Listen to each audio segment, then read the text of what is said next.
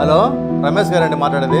అండి, నేను ఆశ్రయ అనాథాశ్రమం నుంచి మాట్లాడుతున్నా. చెప్పండి. మీ అమ్మకి హెల్త్ బాగలేదు, చావు బతుకుల్లో ఉంది. ఆఖరి చూపు చూస్తారేమో, వచ్చి చూడండి. బయలుదేరుతున్నానండి.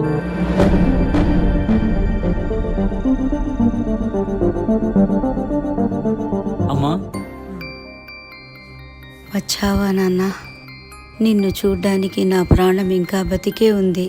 నీకేం కాదులే, నేను డాక్టర్ దగ్గర తీసుకెళ్తా, బాగవుతుంది. నాకేం డాక్టర్ దగ్గర చూపించొద్దురా, నాకు కోరిక ఉంది, తీరుస్తావా? ఏంటో చెప్పమ్మా. ఈ ఆశ్రమంలో ఫ్యాన్లు తక్కువగా ఉన్నాయిరా, అవి కొనివ్వాలి. అలాగే ఆహారం పాడవకుండా ఫ్రిడ్జ్ ఒకటి కొనివ్వాలి. నేను పోయే లోపల అదే నా కోరిక, తీరుస్తావా? తప్పకుండా అమ్మా. అమ్మా, నేను ఎన్నిసార్లు వచ్చేళ్ళాను, ఒక్కసారి కూడా ఫ్యాను కావాలి, ఫ్రిడ్జ్ కావాలని చెప్పలేదు కదమ్మా. చెప్పింటే అప్పుడే పెట్టించిండేవాడిని. ఆకలి, బాధ, వేడి నేను తట్టుకోగలను, నాకు అవి అవసరం అనిపించలేదు. కానీ రేపు నీ పిల్లలు నిన్ను ఇక్కడ చేర్పిస్తే నువ్వు తట్టుకోలేవు నాన్న. అదే నా బాధ.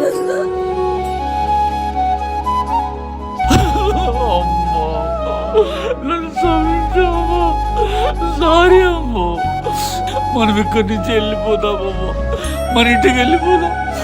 నేను ఇప్పుడు పోయి ఆశ్రమాన్ని మాట్లాడేస్తా.